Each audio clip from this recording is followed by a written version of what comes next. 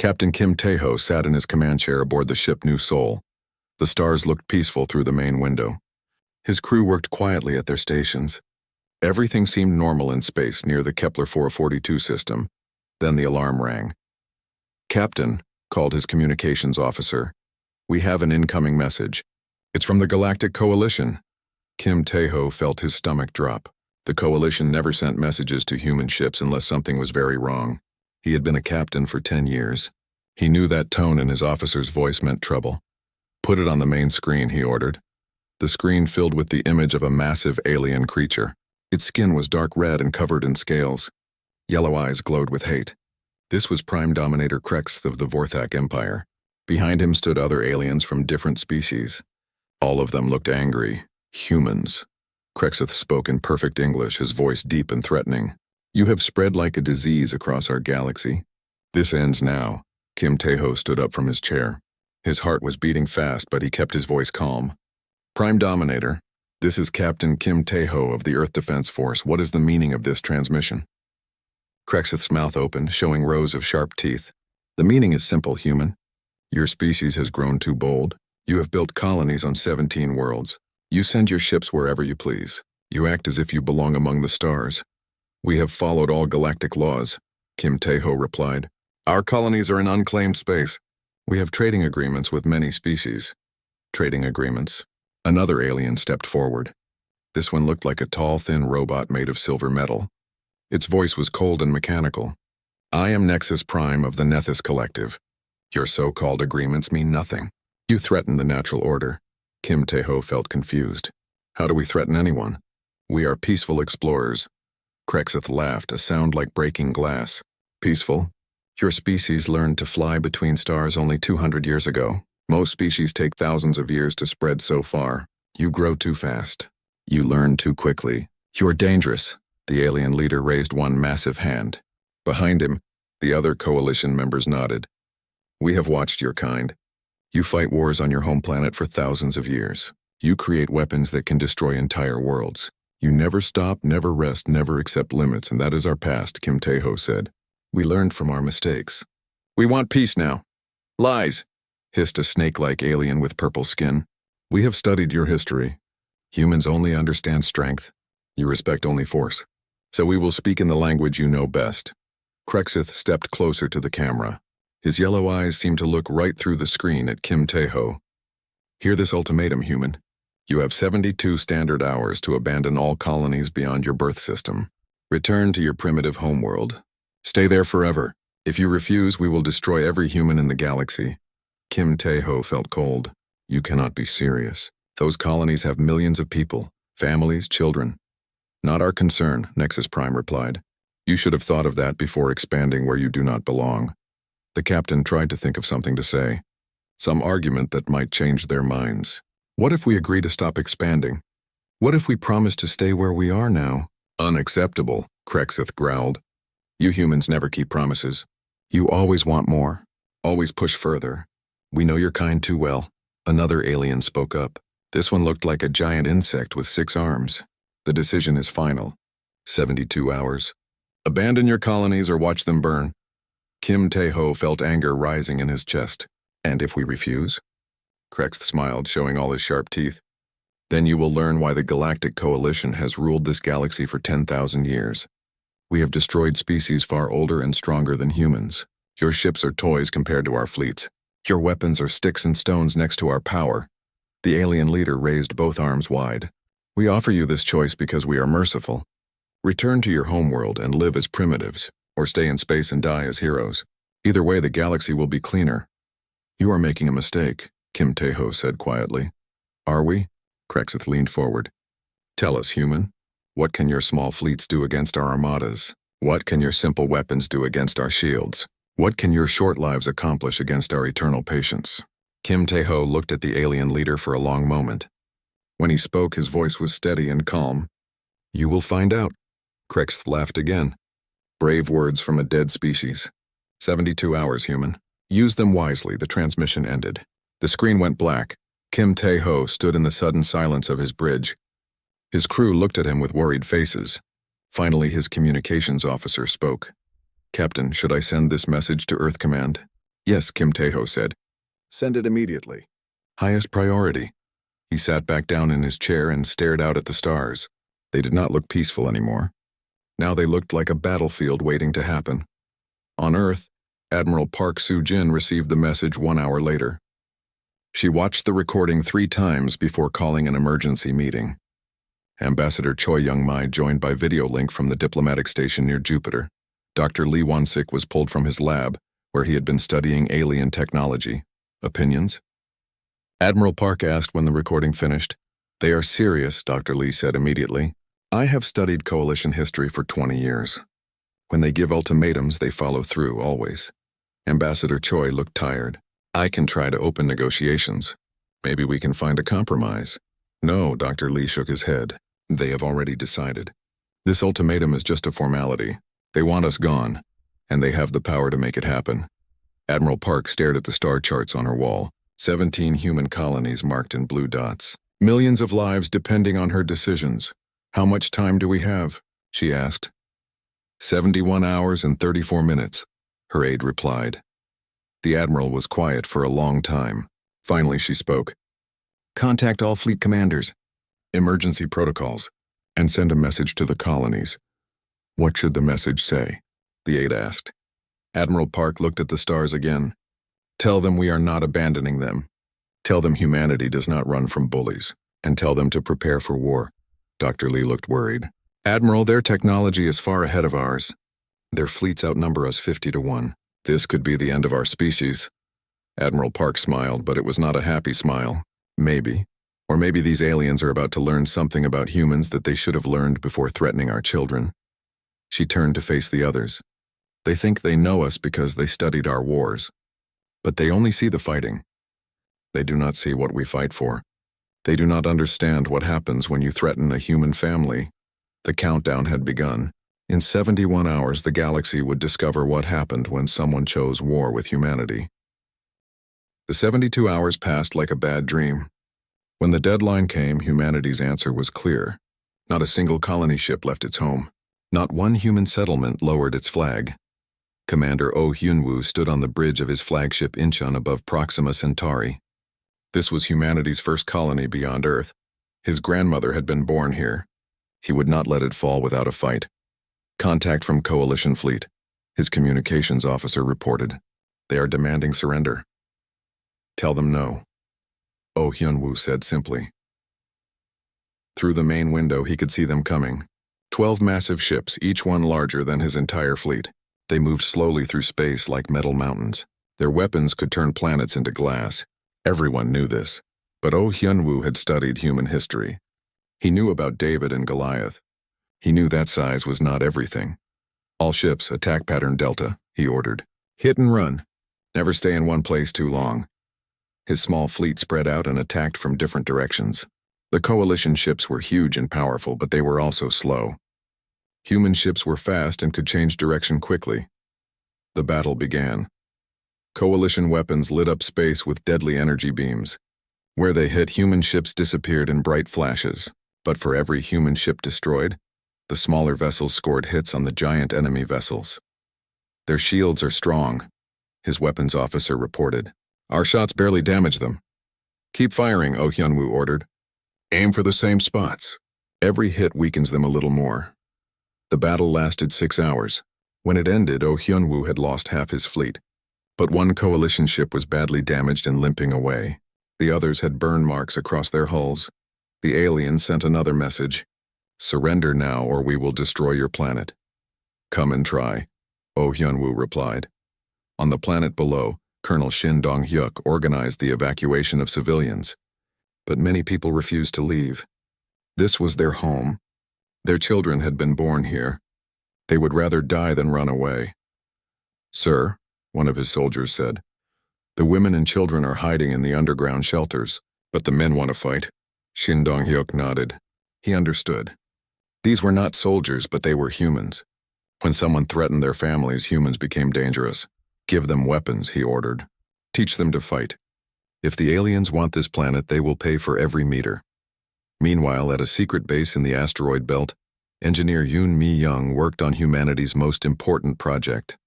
She had not slept in 3 days. Her hands shook from too much coffee and too little rest. "The quantum drive is almost ready," she told her team. "But we need more time." "Time is what we do not have," her assistant replied. "The aliens are attacking our colonies now."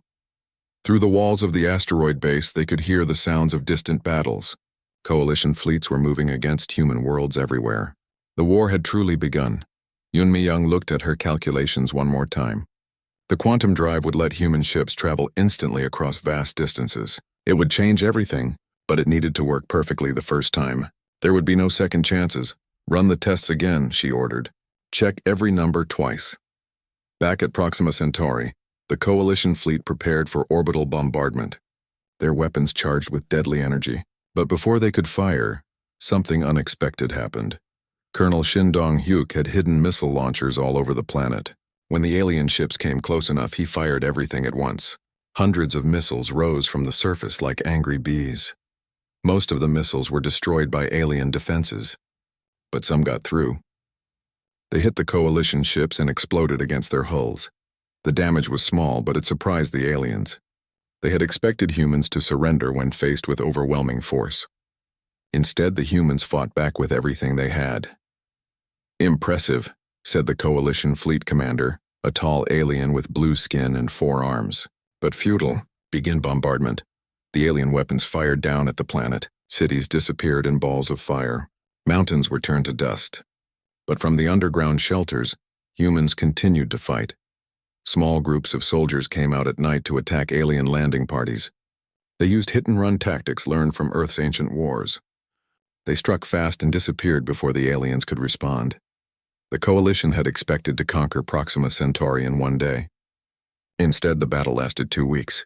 When it finally ended, the planet was destroyed, but 3 Coalition ships were badly damaged. Thousands of alien soldiers were dead.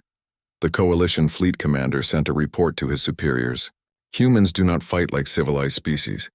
They use primitive tactics. They refuse to surrender even when defeat is certain. They are difficult." Prime Dominator Krexith read the report with growing anger. "Difficult?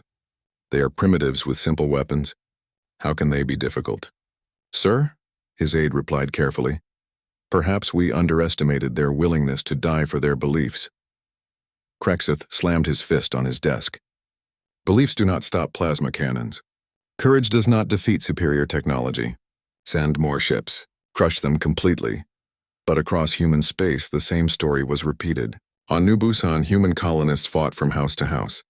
On Kepler Station, miners used industrial equipment as weapons. On Terra Nova, farmers became guerrilla fighters. Every human colony fell eventually. The Coalition had too many ships and too much firepower. But each victory cost them more than they expected. Ships were damaged. Soldiers were killed. Time was wasted. Dr. Lee Won-sik studied the battle reports from his office on Earth. He had predicted this would happen, but seeing it was different from knowing it. "The aliens are confused," he told Admiral Park Soo-jin. "They have fought many wars, but never against a species like us." "What do you mean?" the Admiral asked. "Most species surrender when they are clearly beaten," Dr. Lee explained. "It is logical. Why die for no reason? But humans are not logical. We fight for things that cannot be measured." Admiral Park nodded. "Hope, love, pride, honor." "Yes. The aliens understand power and fear. They do not understand sacrifice and determination. That is their weakness." On the secret asteroid base, engineer Yun Mi-young finally finished her work. The quantum drive was ready. She ran to the communications console and sent a coded message to Earth. "Project Phoenix is complete. Repeat, Phoenix is complete." Admiral Park received the message and smiled for the first time in weeks. She turned to her staff officers. "Gentlemen, Phase 1 is over. The aliens have had their fun. Now it is our turn."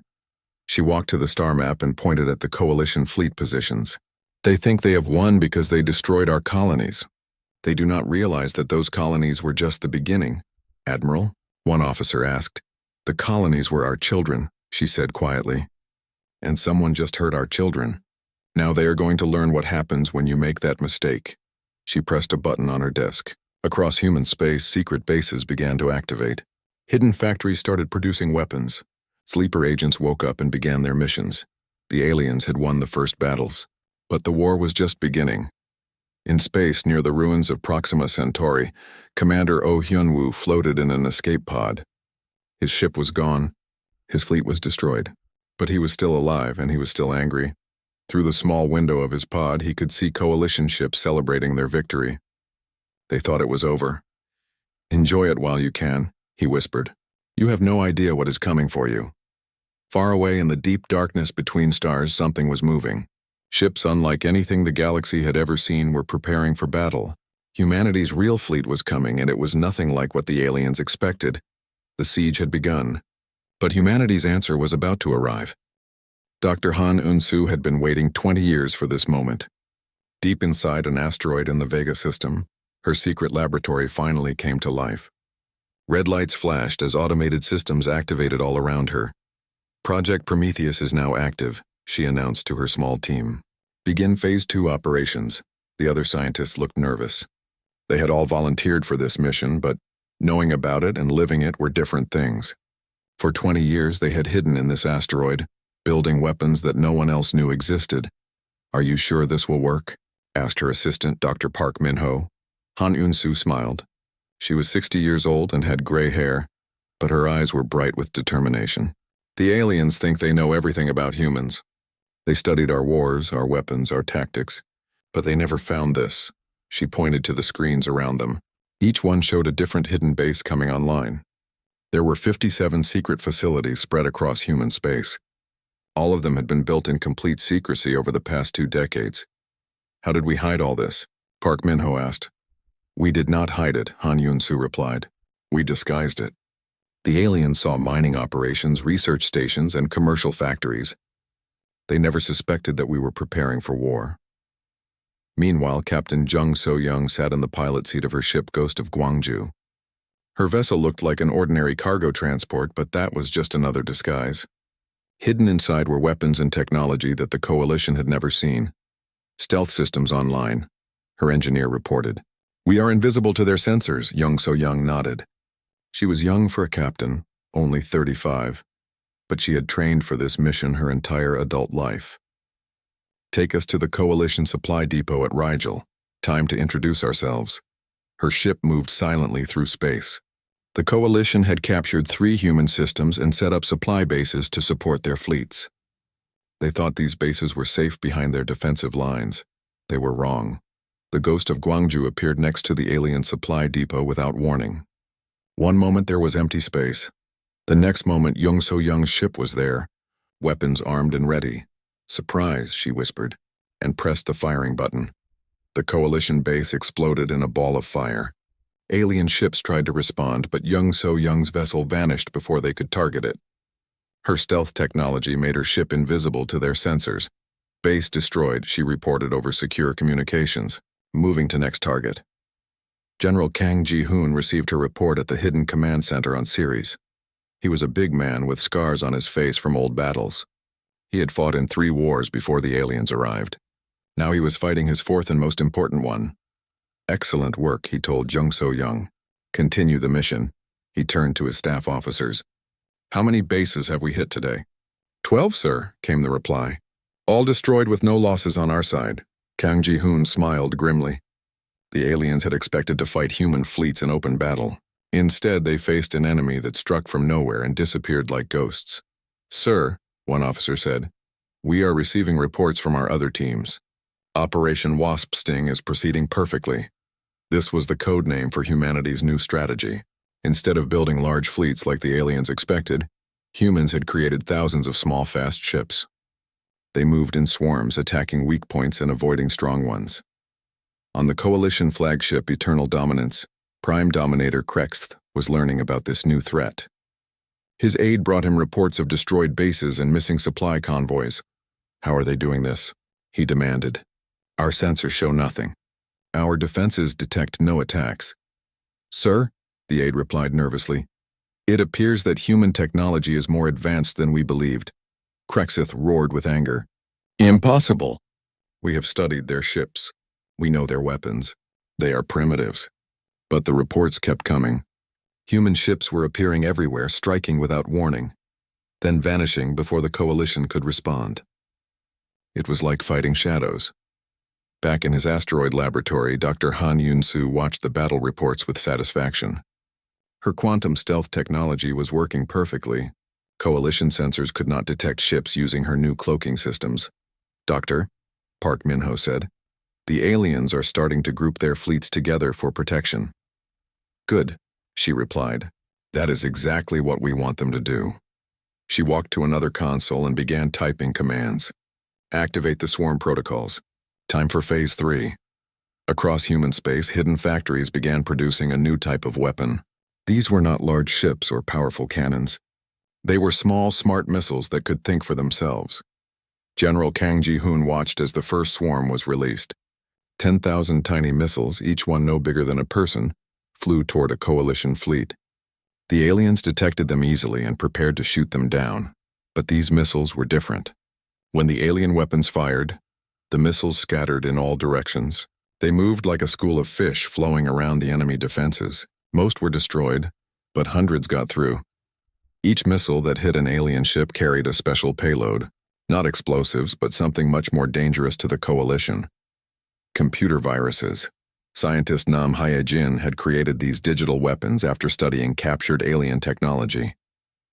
The coalition relied heavily on computer systems to run their ships. Now those systems were being turned against them. On the coalition dreadnought Iron Fist, the captain watched in horror as his own weapons began firing at friendly ships. His engine started and stopped randomly. His shields turned on and off without commands. "What is happening?" he demanded. "Unknown, sir," his technician replied. "Our systems are acting on their own." The virus spread quickly through the coalition network. Ships that had never been touched by human weapons suddenly found themselves out of control. Some fired on their own allies. Others flew into asteroids. A few simply shut down completely. "This is impossible," Prime Dominator Krexith said as he watched his fleets tear themselves apart. "How can primitives do this to us?" His science advisor looked frightened. "Sir, I do not think these humans are primitives. I think we have made a terrible mistake." Krexith turned to glare at him. "What do you mean?" "Think about it, sir. They hid this technology for 20 years. They prepared for a war they knew was coming. They planned for everything we might do. Does that sound primitive to you?" For the first time since the war began, Krexith felt something he had not experienced in centuries. Doubt. On Earth, Admiral Park Soo-jin watched the battle reports with grim satisfaction.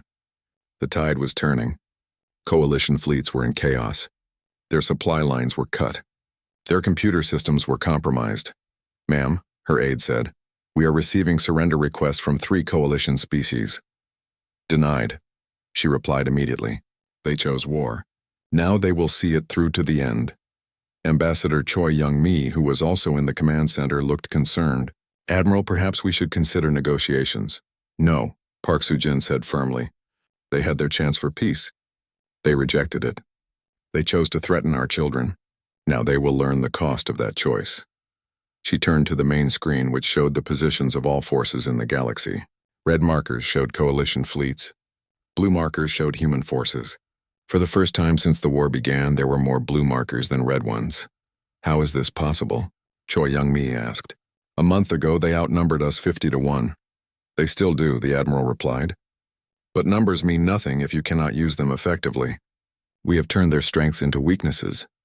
She pointed to a cluster of red markers near the center of the galaxy. "Their fleets are grouping together for protection. They think bigger formations will keep them safe. Will they?" the ambassador asked. Admiral Park smiled, but it was not a pleasant expression. "They are about to find out that making yourself a bigger target is not always a good strategy." In the asteroid belt, engineer Yoon Mi-young put the finishing touches on her masterpiece. The quantum drive was ready for combat testing. Soon human ships would be able to appear anywhere in the galaxy instantly. "Doctor," her assistant called out, "we are receiving activation codes from Earth Command." Yoon Mi-young took a deep breath. "Begin final preparations. The real war is about to start." Captain Jung So-young received new orders while her ship floated invisible near a coalition patrol. She read them twice to make sure she understood correctly. "All ships," she transmitted on the secret frequency. "This is Ghost Leader. Operation Hammerfall is authorized." "Repeat, Hammerfall is authorized." Across the galaxy, thousands of hidden human ships received the same message. They had been waiting in the darkness for weeks, watching coalition movements, learning their patterns. Now it was time to strike. The aliens thought they had seen humanity's full strength. They were wrong. The hidden arsenal was about to reveal itself, and the galaxy would never be the same. Lieutenant Commander Bae Sung-ho sat in the cockpit of a ship unlike anything the galaxy had ever seen. The quantum arrow was small, fast, and equipped with engineer Yoon Mi-young's revolutionary quantum drive technology. Ready for first combat test, he reported over the radio.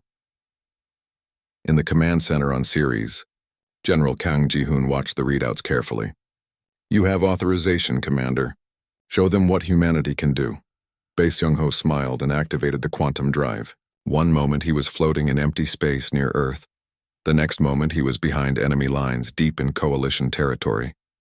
The transition was instant. No travel time. No warning. He simply appeared. In front of him was a massive coalition dreadnought, the Star Crusher. The alien ship was so large it had its own gravity field.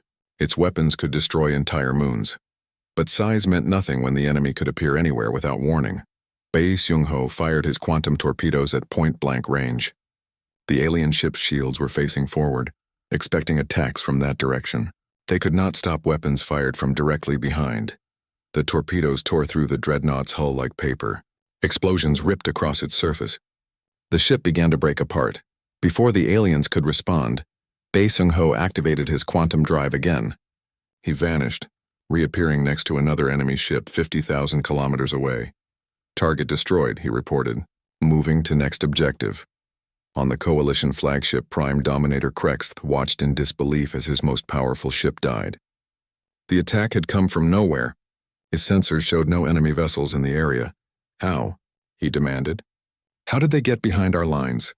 His science advisor studied the sensor readings with growing fear. "Sir, it appears they can teleport their ships instantly across vast distances." "Impossible," Krexth snarled. "Our scientists have worked on teleportation for 1,000 years. It cannot be done." "And yet they are doing it," the advisor replied quietly. Across the galaxy, more human ships began using quantum drives. Captain Jung So-young's Ghost of Gwangju appeared inside a coalition formation, destroyed 3 ships, and vanished before the aliens could target her. A human cruiser materialized next to a supply convoy, captured the cargo ships and disappeared with them. Coalition forces tried to respond, but they were fighting ghosts. Meanwhile, scientist Nam Hye-jin watched her computer virus spread through coalition networks. The logic virus had evolved beyond her original design. It was learning, adapting, becoming smarter. "Ma'am," her assistant said, "the virus has infected 70% of coalition systems. Their command and control networks are failing." Nam Hye-jin nodded with satisfaction. The aliens had relied too heavily on computer automation. Now their own technology was their enemy. On the coalition world of Nexus Prime, the planetary defense grid suddenly turned its weapons on the coalition fleet orbiting above. Massive cannons that were supposed to protect the planet began firing on their own ships. The fleet tried to retreat, but their navigation systems were compromised. Ships flew into each other or wandered off into empty space. The virus was turning the coalition's strength against itself. Admiral Song Kyung-soo commanded the Seoul Defense Force from his flagship Seoul's Pride. He had been waiting for this moment since the war began. Earth's fleet was finally ready to go on the offensive. "All ships," he announced, "prepare for Operation Thunderstrike." His fleet was smaller than the coalition expected, only 200 ships compared to the enemy's thousands. But these ships were equipped with quantum drives and the latest human technology. Quantum jump in 3, 2, 1. Mark. The entire human fleet vanished from Earth, space, and reappeared simultaneously around the coalition's main staging area at Wolf 3,59. The aliens had gathered their largest fleet there, thinking it was safe behind their defensive lines. They were wrong. 200 human ships appeared in the middle of 5,000 coalition vessels. For a moment, both sides were frozen in surprise. Then Admiral Song gave the order to fire. Human weapons lit up the darkness. Quantum torpedoes streaked toward alien ships. Energy beams cut through enemy hulls. The battle was fierce and sudden. The coalition fleet tried to respond, but they were caught completely off guard. Their ships were arranged for defense against attacks from outside, not from within their own formation. "All ships, scatter pattern Omega," Song ordered. Hit and run. Never stay in one place. The human fleet split into small groups that jumped around the battlefield using quantum drives. They would appear, fire, and disappear before the aliens could target them. It was like trying to fight lightning. Prime Dominator Krexith received reports of the battle with growing horror. His main fleet was being torn apart by a force 1/4 its size. How many ships have we lost? He demanded. Over 1,000, sir, his aide replied, and the number's rising. What about human losses? 17 ships damaged, 3 destroyed. Krexith stared at the numbers in disbelief. How could primitives fight so effectively against superior technology and numbers? His science advisor provided the answer. Sir, they are not fighting the way we expected. They use mobility instead of armor, speed instead of size, intelligence instead of brute force. They are cheating, Krexith growled. No, sir, the advisor said quietly. They are winning. Back on Earth, Admiral Park Soo-jin watched the battle reports with grim satisfaction. Operation Thunderstrike was succeeding beyond her best hopes. Ma'am, her communications officer said, we are receiving surrender offers from 6 coalition species. What are their terms? She asked. Complete withdrawal from human space, return of all captured territory, payment of war reparations. Admiral Park considered this. A month ago, she would have accepted such terms immediately. But that was before the aliens destroyed human colonies, before they killed millions of innocent people. Denied, she said firmly. Unconditional surrender only. Ambassador Choi Young-mi looked shocked. Admiral, this is what we wanted. Peace with honor. No, Park replied. They chose war. They threatened our children. They showed no mercy when they thought they were winning. Why should we show mercy now? She turned to face the ambassador directly. They called us primitives. They said we only understand force. Perhaps they were right. Perhaps force is the only language they understand. On the battlefield at Wolf 359, the tide had completely turned. Admiral Song's fleet was routing the coalition forces. Enemy ships fled in all directions, their formation completely broken. Sir, his tactical officer reported, enemy fleet is in full retreat. Should we pursue? Song considered this. His ships were faster and could catch the fleeing aliens easily. But he had learned from human history that sometimes it was better to let enemies run. Let them go, he ordered, but follow at a distance. I want to know where they are going. The coalition survivors limped back to their home territories with terrible news. The humans were no longer defending. They were attacking, and they had weapons that could not be stopped. On the Nethys collective homeworld, Nexus Prime called an emergency session of the Coalition Council. Representatives from 12 species gathered to discuss the crisis. The situation is clear, Nexus Prime announced. The humans have become too dangerous.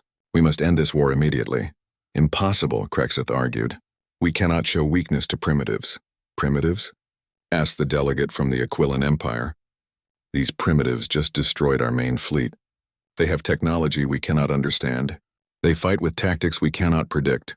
A snake-like delegate from the Serpentis Republic hissed his agreement.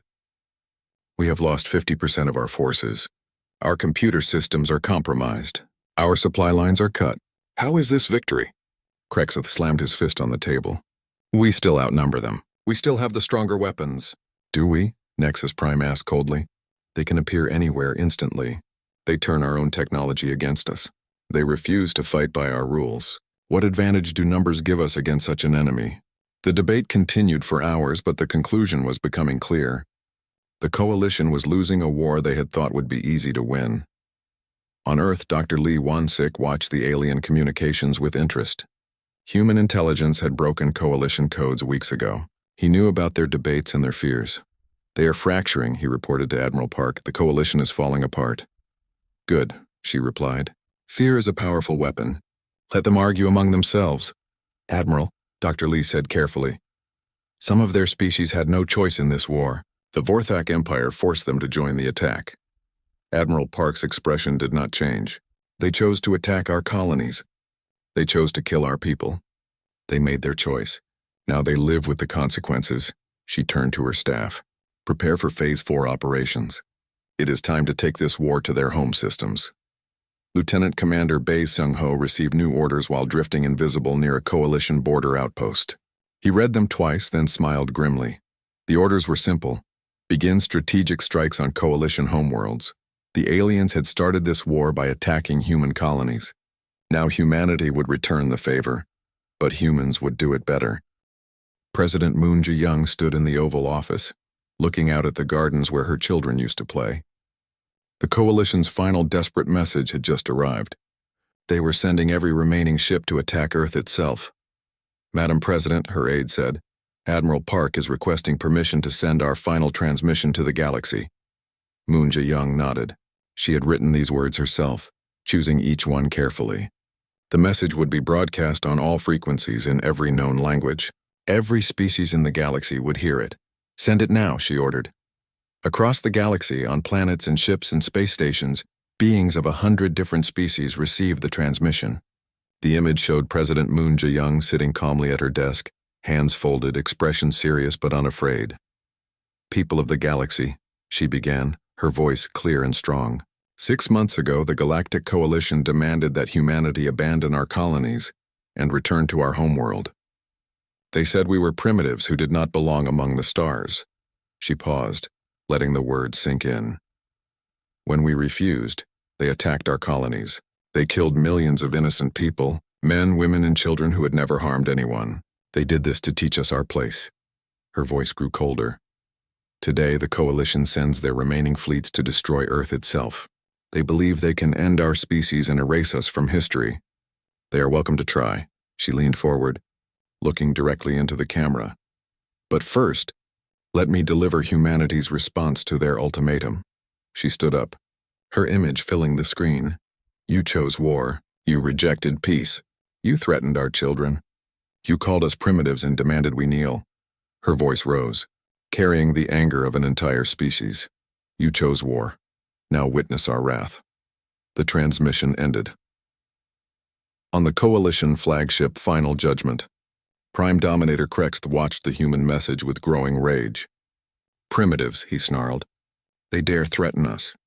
His fleet was massive, 3,000 ships representing the last strength of 12 species.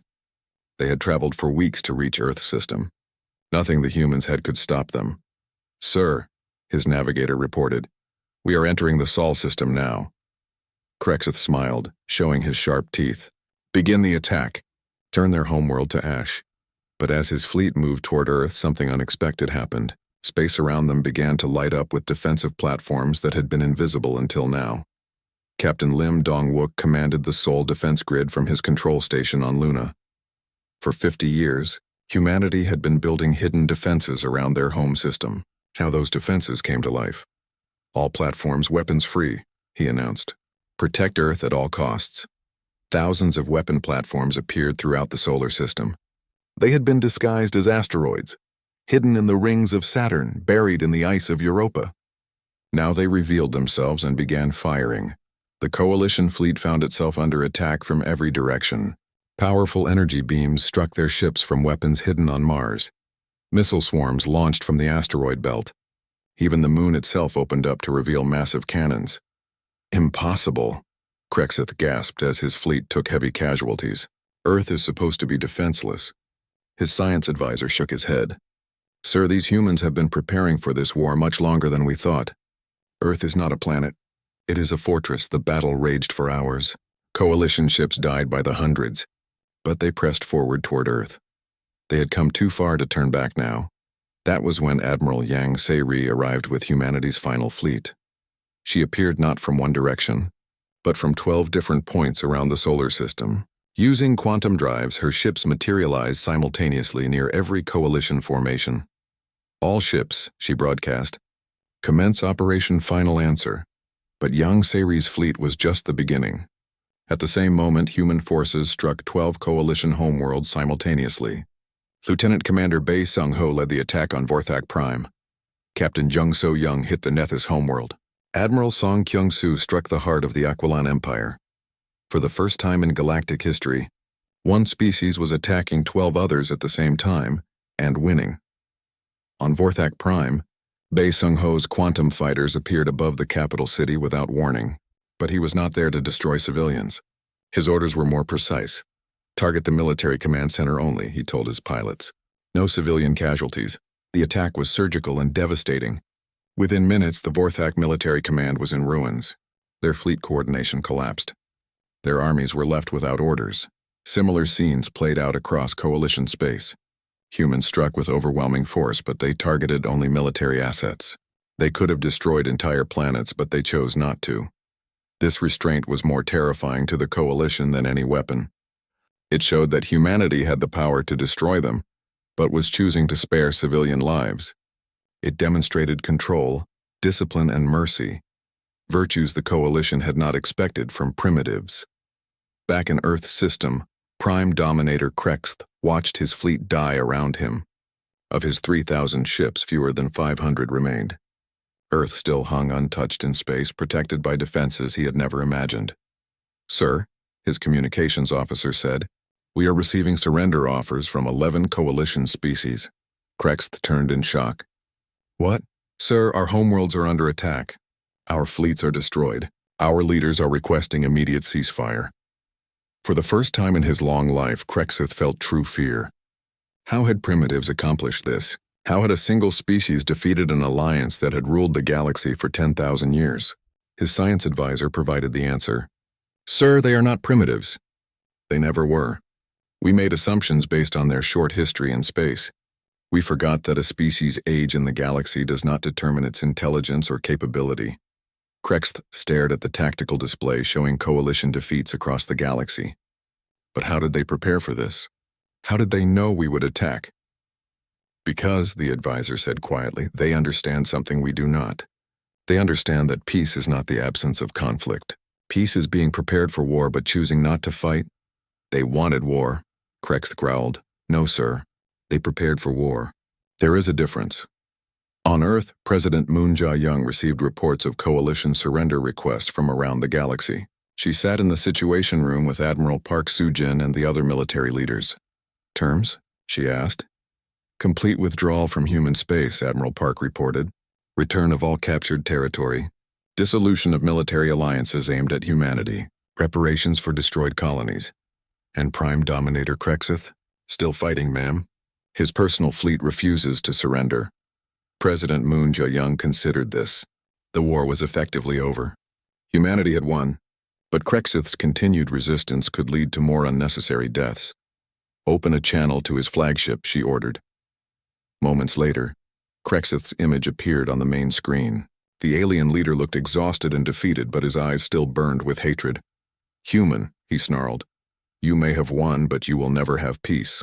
There will always be those who remember what you did here." President Moon Jae-young looked at him calmly. "Prime Dominator, your fleets are defeated. Your allies have surrendered. Your homeworld is occupied. What more do you hope to accomplish?" "I will die before I kneel to primitives," Krexth replied. "You are welcome to die," the president said simply. "But your death will accomplish nothing except to rob your people of their leader when they need guidance most." She leaned forward. "Or you can surrender now and help rebuild what this war has destroyed. The choice is yours." Krexth was silent for a long moment. Finally he spoke. "What are your terms?" "Unconditional surrender. War crimes trials for those responsible for attacking civilian targets.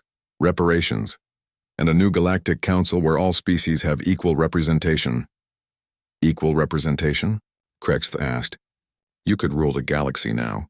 Why offer equality?" President Moon Jae-young smiled. "Because ruling through fear is what created this problem in the first place. We do not want to rule the galaxy, Prime Dominator. We want to share it." 1 year later, Captain Kim Tae-ho stood on the observation deck of the new space station Unity, orbiting the neutral world of Haven. He wore the uniform of the Galactic Peace Corps, a new organization created to prevent future wars. Below him, delegates from 50 species worked together to write the Galactic Coexistence Accord. Humans served alongside former enemies, building a new future based on cooperation instead of domination. Admiral Yang Se-ri, now promoted to Fleet Admiral, joined him at the observation window. "Do you think it will work?" she asked. Kim Tae-ho watched as human and alien children played together in the station's gardens. "It has to work," he replied. "The alternative is too terrible to consider." "The coalition learned that lesson the hard way," Yang Se-ri observed. "So did we," Kim Tae-ho said. "We learned that strength without wisdom is just another form of tyranny. The galaxy has had enough tyrants. In the council chambers below, former Prime Dominator Krexith, now serving as an ambassador for the reformed Vorthak Republic, stood to address the assembly. Honored delegates, he began, his voice carrying a humility that would have been impossible to imagine a year ago. My people made a terrible mistake. We confused age with wisdom, size with strength, fear with respect.